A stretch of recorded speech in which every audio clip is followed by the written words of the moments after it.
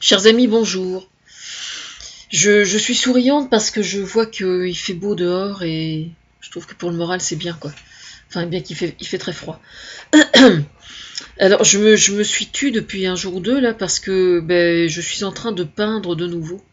Donc ça me fait le plus grand bien parce que c'est ce que je suis à la base, une artiste.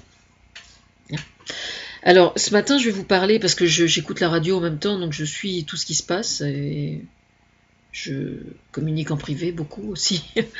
Voilà. Oui, vous aurez remarqué que je me suis un peu maquillée ce matin. Ça fait partie des bonnes résolutions. Voilà. Je me maquille pas les yeux parce que j'ai des lunettes qui remplacent bien le maquillage, je trouve. Et puis comme j'ai tendance à pleurer assez facilement, euh, comme ça c'est plus simple à gérer. Oui, et j'ai pas honte en plus. J'ai pas honte. Alors oui, donc j'ai écouté les infos et j'ai notamment fait attention, évidemment, à ce problème d'islamophobie qui a tendance à ressortir dans certains pays d'Europe et qui est présent aussi en France.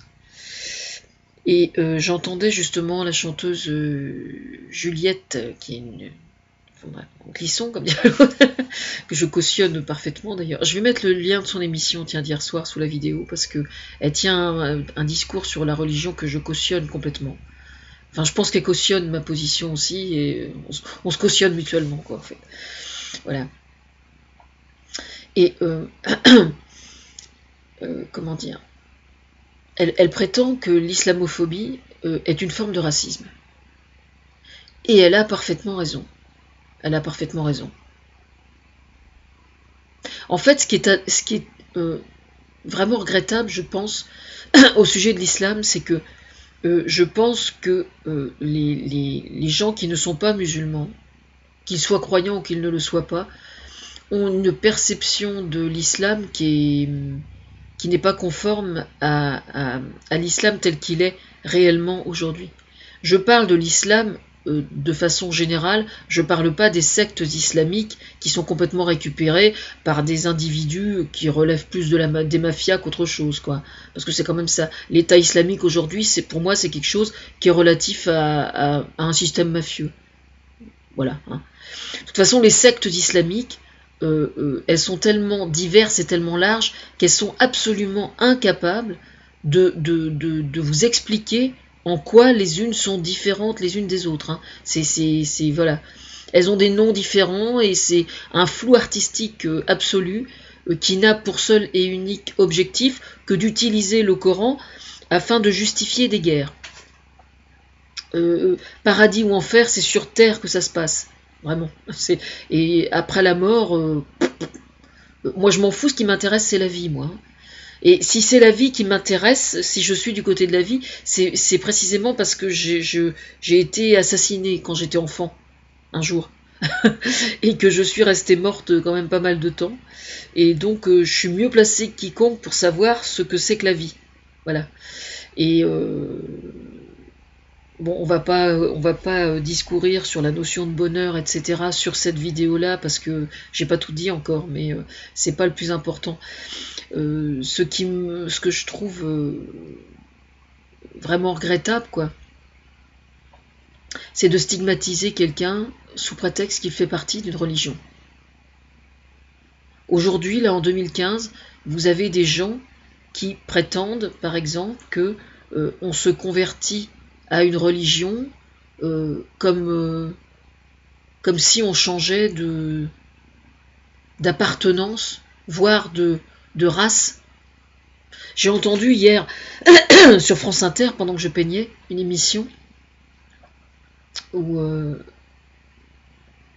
un jour sur la planète, je crois, je me souviens plus du nom de l'émission, je vais vérifier.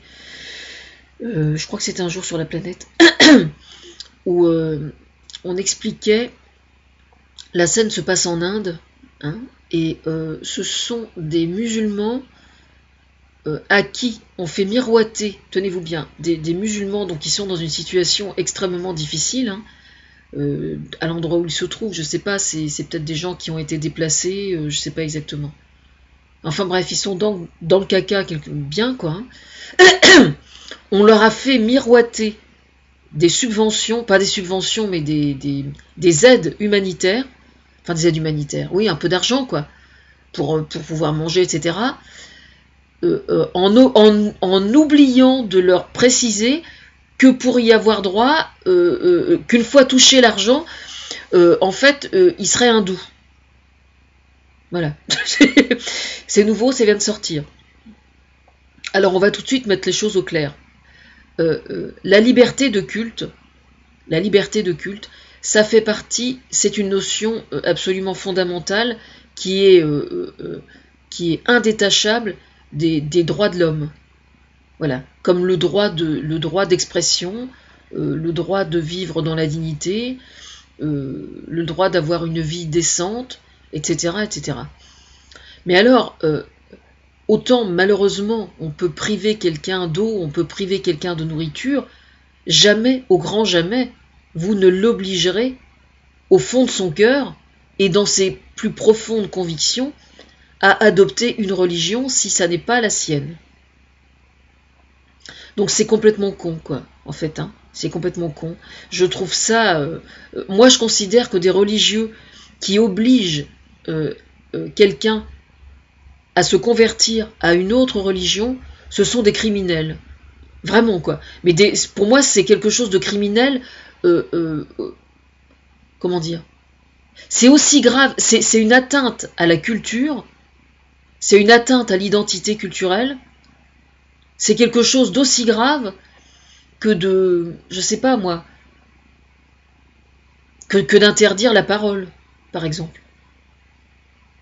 Mais en plus, ce qui est complètement ridicule, c'est que c'est parfaitement illusoire, parce que la pensée, par définition, jamais vous ne pourrez la museler, la pensée. Je connais quelqu'un qui en a fait une chanson, mais c'est tout à fait vrai, tout à fait vrai. Je veux dire, quelqu'un que vous allez mettre en prison, que vous allez, même sous la torture, aujourd'hui malheureusement la torture existe toujours dans certains pays, et des choses bien pires que la torture encore. Mais cette personne, vous pouvez l'assassiner, vous pouvez faire tout ce que vous voudrez, ça n'empêchera jamais ni son intime conviction, ni les valeurs avec lesquelles il ou elle fonctionne. Donc c'est complètement con, quoi. Ce qui est terrifiant en fait, c'est que moi je suis croyante, hein, je suis croyante. Mais aujourd'hui, le conflit tel qu'il se situe partout dans le monde, où certains alarmistes aimeraient prétendre qu'il s'agisse de guerres de religion, non, ça n'est absolument pas des guerres de religion. Il y a d'un côté les croyants, et il y a d'un autre côté les intégristes, qui utilisent les religions dans le but de prendre le pouvoir. C'est tout. Parce que l'État islamique, c'est exactement ça. Hein. On est bien d'accord. Hein. Je veux dire, les musulmans tolérants, les chrétiens tolérants, etc., ils sont notamment du côté du pape, oui, parce qu'ils sont du côté du pape, et puis du mien aussi.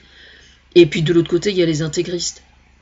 Je veux dire, il n'y a pas du tout faire une forme de comment dire, cristalliser autour de l'islam l'axe du mal, c'est d'une connerie mais monumentale. C'est comme ça qu'a raisonné George Bush d'ailleurs à l'époque, hein, et on voit ce que ça a donné. D'ailleurs, je vous signale pour information que les attentats du 11 septembre, il y a quand même de très sérieux doutes sur les origines aujourd'hui, et il semblerait que ça a été monté, je parle au conditionnel bien sûr, hein, il semblerait que ça a été monté quand même pour justifier une guerre, uniquement dans ce but-là, ce qui est quand même d'une extrême gravité. Alors de grâce, cette histoire d'axe du mal, faut arrêter avec ça, quoi. C'est complètement con, hein. C'est complètement con. Moi, j'en ai vraiment ras-le-bol de voir qu'il existe des gens qui soient assez cons pour aller stigmatiser des gens parce qu'ils ont telle croyance. Je veux dire, je peux comprendre, moi la première, je vais tout de suite monter au créneau si je vois une femme qui est entièrement voilée et qui va revendiquer comment dire, qui va mépriser la laïcité par exemple, vous voyez, en disant moi je revendique d'être musulmane avec le chador et tout. Alors celle-là je l'attends, mais alors franchement, soyez sans crainte, je suis pas la dernière à la rouvrir parce que je considère que le voile intégral c'est une atteinte à la dignité de la femme, tout simplement. Hein. Non mais attendez, faut arrêter quoi. Faut vraiment arrêter de nous prendre pour des cons. Et je trouve ça vraiment très très grave parce que je considère qu'on dépense son énergie dans des... Je considère que les gens qui sont islamophobes aujourd'hui dépensent leur énergie à des choses parfaitement inutiles, quoi. C'est ça qui m'énerve, moi. C'est qu'en fait, cette énergie, elle pourrait être utilisée à faire bien d'autres choses plus intéressantes. Enfin, voilà. D'ailleurs, il y a une femme écrivain syrienne qui a fait un livre extraordinaire, qui a reçu un prix Nobel de littérature, prix Nobel de littérature, mais d'un pays arabe, mais je me souviens plus. Mais je vais mettre les coordonnées sous la vidéo. C'est une émission de France Inter l'autre jour et j'ai trouvé ça vraiment très bien. C'est une femme écrivain syrienne qui habite en Norvège. Et j'ai trouvé très envie de lire son livre. Parce que justement, elle montre les conflits du Moyen-Orient, etc., sous un angle féminin, donc tout à fait interpellant. Alors évidemment, pour être écrivain, elle a dû s'expatrier, malheureusement, elle a dû partir, elle est partie vivre en Norvège. Alors je tiens juste à préciser auprès de monsieur Netanyahou, israélien donc, que de donner des leçons de justice à certains pays, dont la France, en expliquant ils ont qu'à nous laisser tranquilles avec notre conflit israélo-palestinien, qu'ils aillent s'occuper de leur guerre là-bas. Soyez sans crainte, on est parfaitement conscient que le conflit israélo-palestinien sert précisément à cristalliser tous les conflits au Moyen-Orient. Et soyez sans crainte, j'ai repris mes pinceaux hier, mais c'est juste pour bien me consolider moi, hein, si vous voyez ce que je veux dire. Hein. On n'est pas près de lâcher le morceau. Hein.